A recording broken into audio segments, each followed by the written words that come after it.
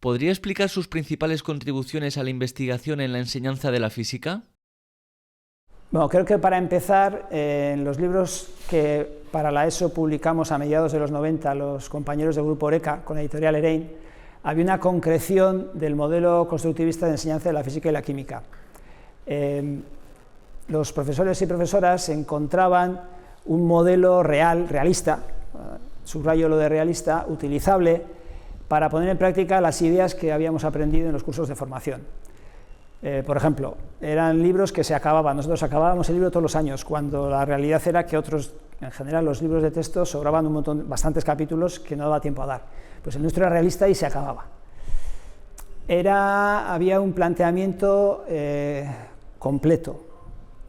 Hacíamos una propuesta de evaluación desarrollada, no teórica, con actividades concretas.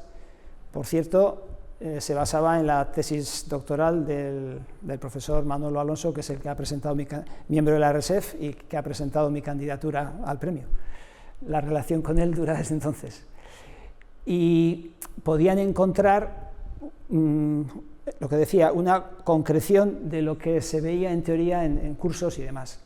También había un libro del profesor, extenso, casi con las mismas páginas que el propio libro de texto, donde acompañábamos a los compañeros en esa implantación del modelo constructivista, con la resolución de las actividades, comentarios de qué esperábamos de cada una de ellas, las actividades de evaluación resueltas, en fin, yo creo que fue un paso importante en aquella época.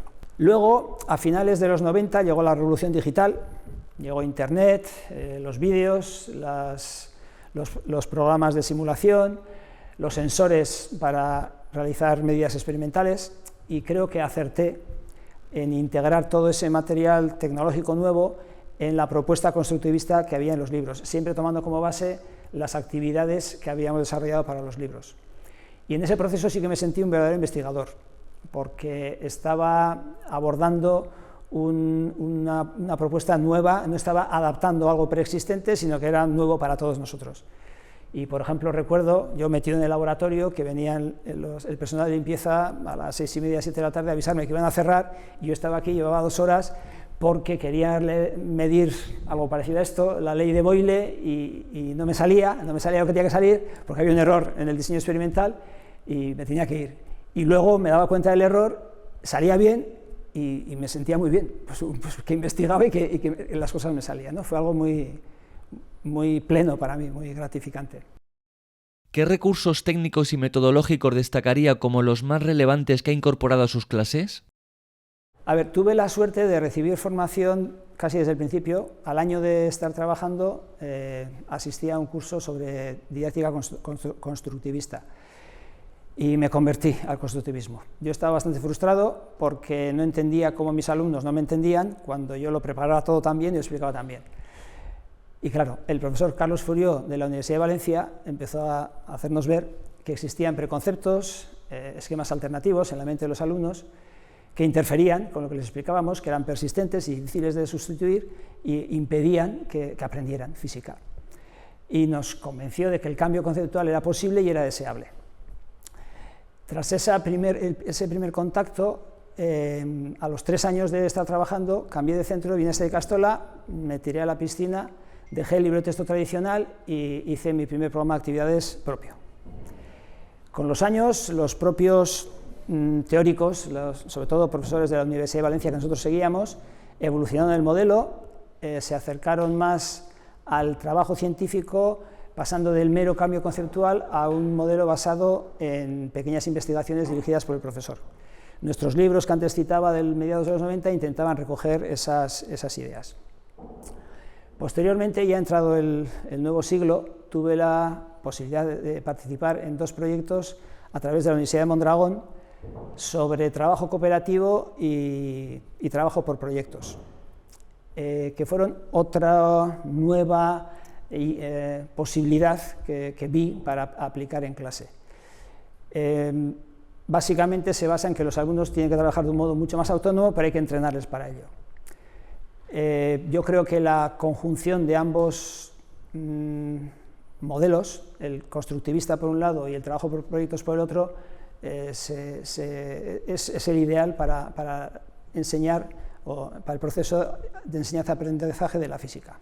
Respecto de los recursos técnicos, destacaría la combinación de la experimentación tradicional de laboratorio, experiencias de toda la vida, con la experimentación asistida mediante sensores, en la que las medidas experimentales las realizan los sensores, y con los programas de simulación. Por ejemplo, aquí se mide la evolución de la presión que ejerce el gas en el interior de este Erlenmeyer, mientras lo calentamos al baño María y medimos su temperatura, que va subiendo con este termómetro. Eso es imposible de hacer sin un material así. Ese material surgió en aquella época y bueno, tuve la suerte de encontrarme con él y lo aproveché, lo compramos y empezamos a trabajar con ello. Otro tipo de comprobaciones experimentales, como por ejemplo el efecto fotoeléctrico o el movimiento parabólico de una pelota de golf, o contar el número de corpúsculos de un gas, no es posible en un laboratorio de un centro escolar de hacerlo realmente. Entonces, para eso están los programas de simulación, que son fantásticos, son como una especie de videojuegos en los que tú manipulas las condiciones y obtienes y mide lo que quieres. Pues con la pelota de golf puedes variar la velocidad de la pelota al principio, la inclinación que le da con el palo, etc. Ahí puedes modificar las variables y obtienes el resultado del movimiento parabólico de la pelota. Digo, la combinación de los tres sistemas de experimentación creo que es uno de los logros que he conseguido. ¿Qué materiales didácticos ha desarrollado y qué aportan a su docencia? Vale, en primer lugar, los libros que ya he citado antes, de mediados de los 90, que tuvieron una vigencia, los libros caducan, ¿no?, digamos.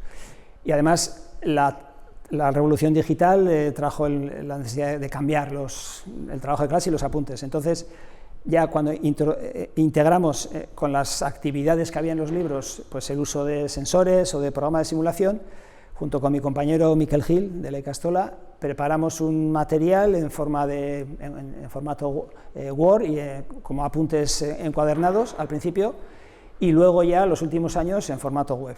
Y son materiales que yo creo que tienen bastante vigencia todavía y se usan y se aprovechan en clase.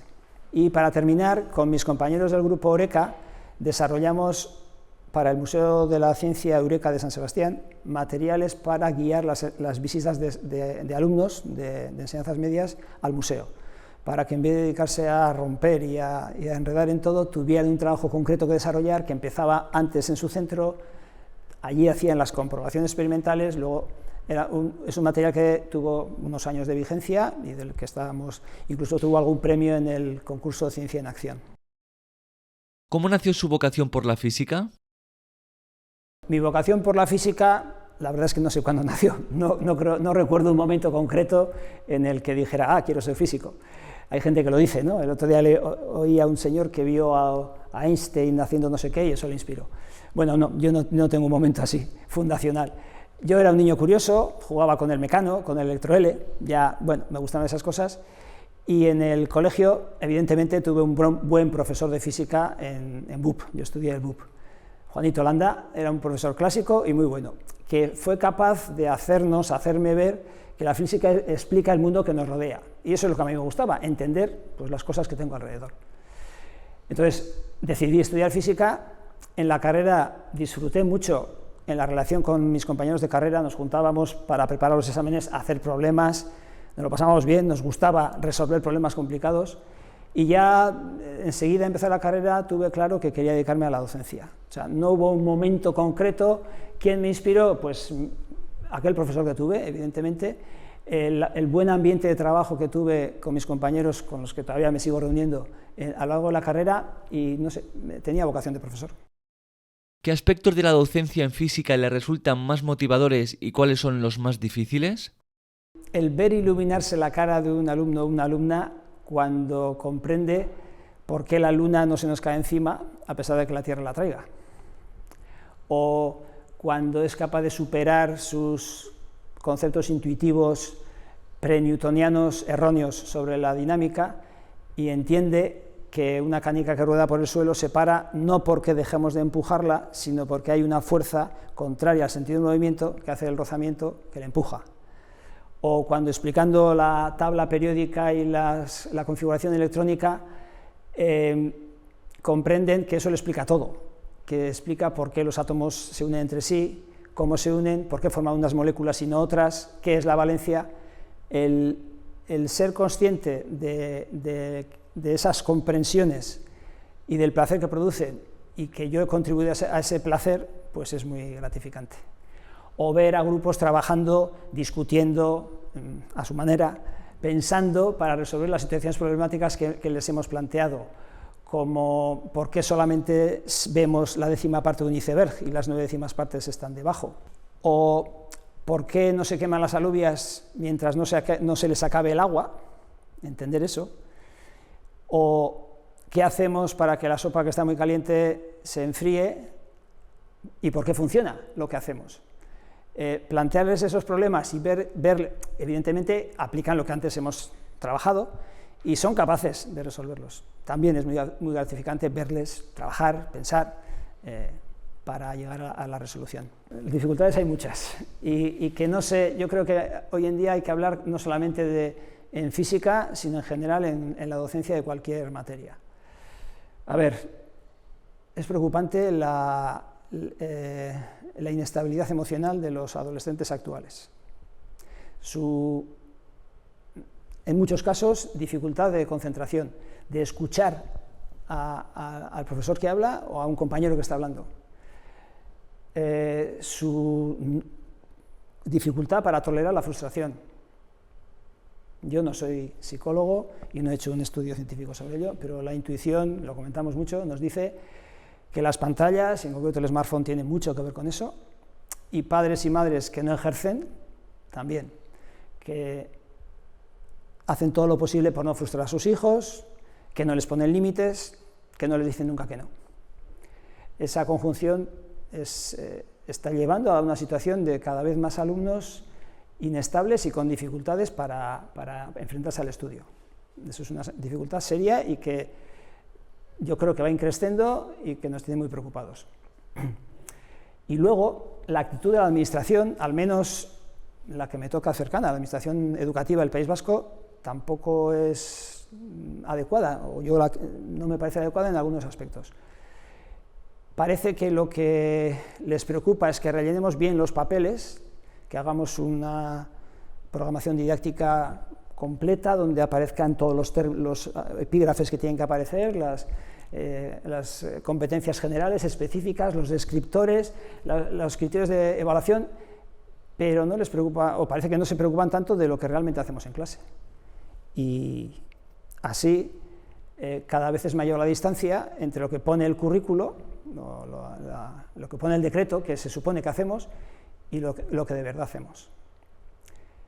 Y además, la propuesta que nos hacen no parece pensada para facilitar y hacer sencilla nuestra labor, sino que más bien tiene se ha escrito desde otros planteamientos. Es muy complicado, hay una ingeniería pedagógica ahí que no es sencilla en absoluto.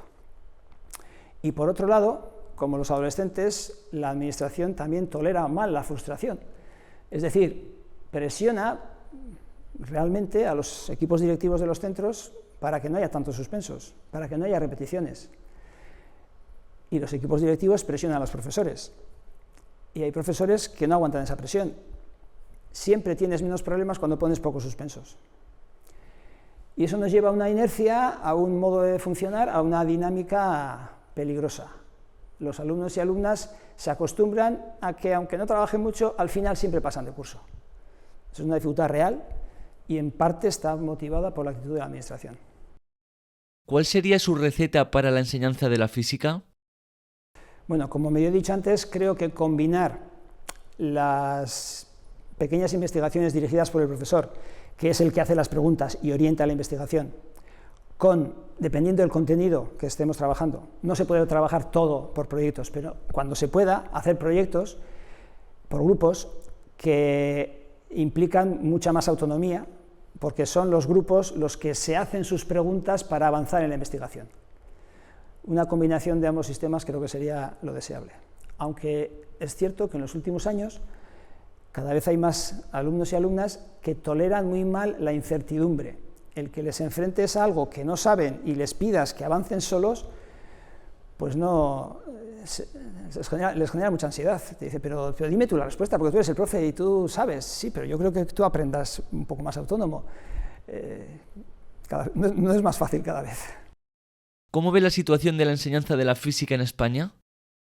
Para empezar, tengo que decir que no la conozco en su globalidad. Yo conozco mi entorno y fuera del País Vasco, pues no tengo alguna referencia, pero no puedo hablar sobre la situación en su globalidad.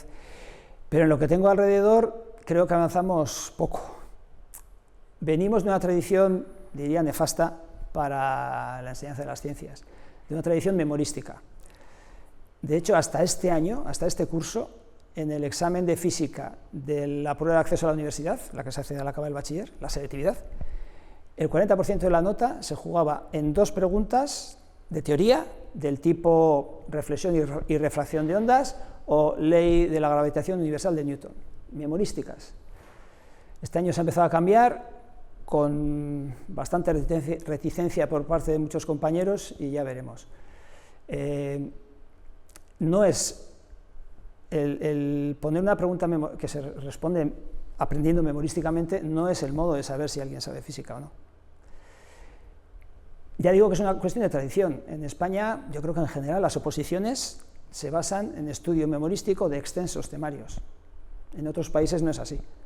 Hay países que tienen esa tradición, como España, Francia, Italia, y en general los anglosajones se basan más en méritos, en experiencia previa, en resolver problemas concretos, no en cuánto sabes de memoria sobre un tema. Y no nos ayuda. Romper con esa tradición es difícil. Y por tanto hay muchos profesores de física que no pisan el laboratorio. O el planteamiento de las experiencias de laboratorio en libros de texto o por parte de algunos profesores se limita a la comprobación de una serie de leyes o principios que se han visto, pero que se han visto de modo teórico, y se viene aquí a comprobar que es así. No es desde nuestro punto de vista, no es el mejor modo de hacerlo. La experimentación ha de estar integrada en el proceso y se hace como verificación experimental de las hipótesis que los alumnos emiten. Creo que no ha mejorado mucho en todos los años que llevo trabajando la situación de la enseñanza de la física. ¿Cómo defendería la importancia de la física para la sociedad del siglo XXI? Bueno, pues creo que la física y la ciencia en general es más importante que nunca. No solo para mantener el progreso tecnológico que tenemos y del que no podemos prescindir. Ese es un aspecto importantísimo. Pero tan importante como eso, creo que es que la ciencia impulse un pensamiento colectivo radicalmente diferente al que se está imponiendo. Todos los días vemos personas a nuestro alrededor y personas con altas responsabilidades sociales y políticas que basan su modo de pensar y de tomar decisiones en un subjetivismo extremo, en emociones acríticas, sin sustentar en absoluto en un razonamiento lógico las decisiones que toman, incluso en verdades alternativas, en mentiras. Y así vemos a nuestro alrededor que crecen los negacionistas ante verdades científicas consolidadas y demostradas sin duda, como las vacunas, el cambio climático, la evolución, el heliocentrismo, la esfericidad de la Tierra. Hay gente que la pone en duda, parece increíble. Solamente podemos combatir esa realidad preocupante aumentando la influencia de la ciencia en el modo de pensar de las personas. Y solo con una formación científica que vaya más allá de aprender una serie de leyes memorísticamente o aprender a realizar una serie de problemas, conseguiremos revertir esta situación. Tenemos que conseguir que el pensamiento científico, el rigor, la aceptación de la evidencia, aunque contradiga lo que yo pensaba, se integre en los esquemas mentales y los modos de funcionar de nuestros alumnos mientras los tenemos en clase. Solo así conseguiremos ciudadanos que no caigan en esos negacionismos y que sean responsables socialmente. Nuestra responsabilidad es grande. Por último, solo aplicando las medidas que la ciencia nos propone, conseguiremos aminorar las devastadoras consecuencias que va a tener para el bienestar de las personas el cambio climático, el agotamiento de los recursos energéticos y minerales, la sobreexplotación. La ciencia, a través de instituciones como la RESEF, es la que ha de guiarnos a un decrecimiento racional, planeado y solidario. ¿Qué significa la concesión de este premio para usted? Una gran alegría, y me parece que es un modo inmejorable de acabar mi trayectoria como profesor. Y estoy muy agradecido a Manolo Alonso, que presentó mi candidatura, a Ancho Nanta y Cristina Zuza, que la avalaron, y a Teresa Santos, que la apoyó. Y estoy muy agradecido a los miembros del tribunal que han considerado que soy merecedor del premio.